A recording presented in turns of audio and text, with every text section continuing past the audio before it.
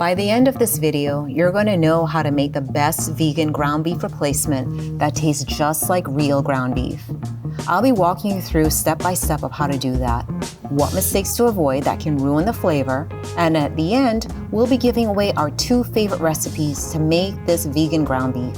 If you love spaghetti and meatballs or tacos, you won't want to miss this. Our first step is the most important one, which is seasoning our meat.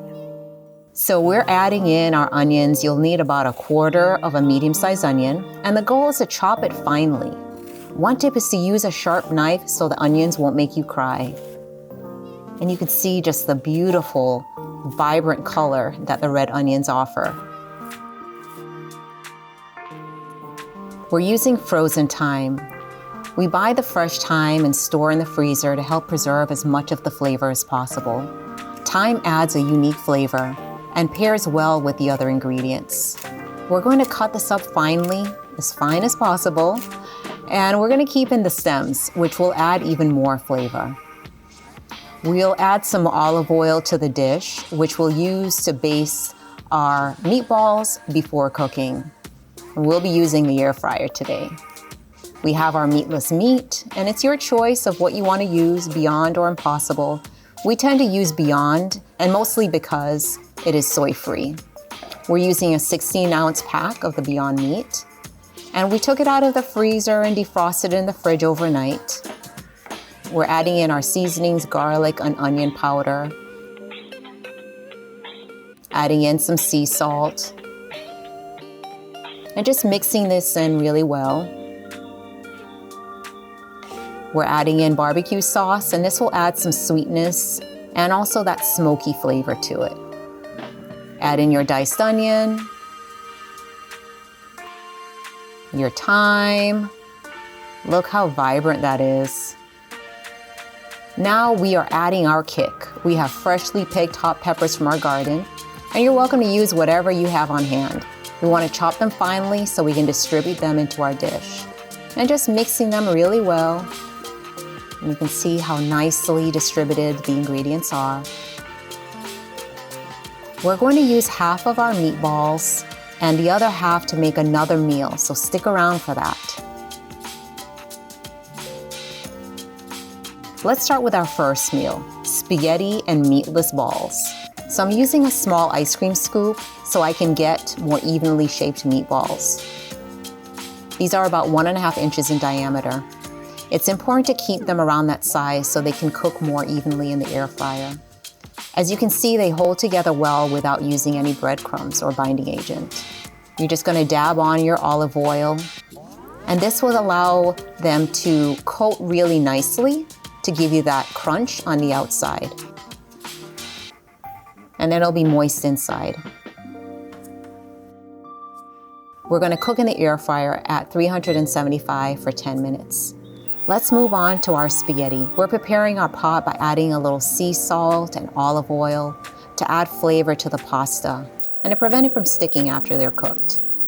We're using whole wheat pasta, but you can use your favorite one.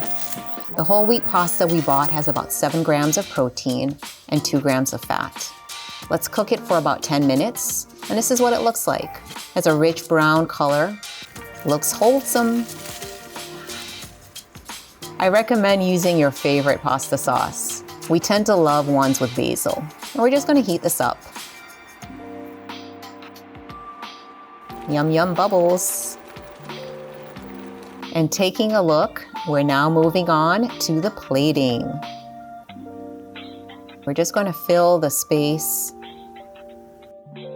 And look at these, our meatballs are done. We just took them out of the air fryer. They have a nice brown color to them. This meal is flavorful, it's loaded with protein.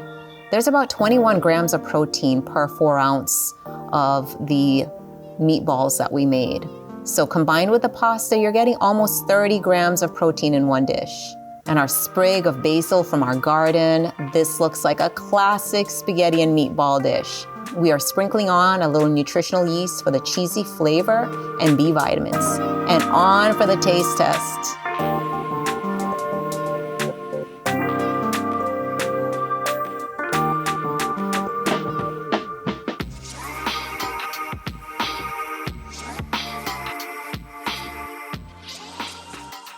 Now we're moving on to the second meal, tacos.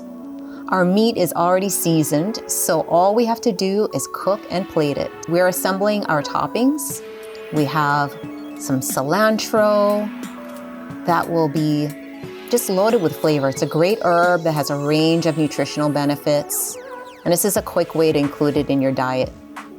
Then we have lime, and the limes are going to bring it all together with that nice citrus tart, and then that savory flavor that you will get from the meat, and then the sweetness of the corn. So we're just going to go ahead and cook our meat, and the goal is to cook it until it gets crunchy. You can see when it's done, it's going to be a deep brown color. And it shouldn't take that long. I would say it took us about maybe 6 to 8 minutes of just constantly stirring it, because it will stick. You'll notice on just our pot, it does stick at the bottom. And you just want to scoop it out so we can get ready to assemble our tacos.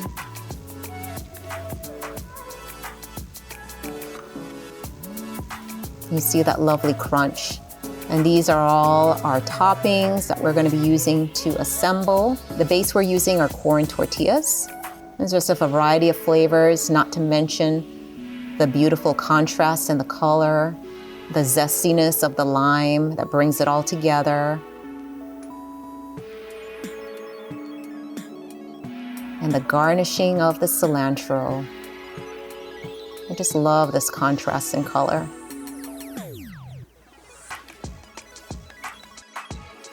And on to the taste test. We have a winner. Remember to like and subscribe for more delicious plant-based dishes.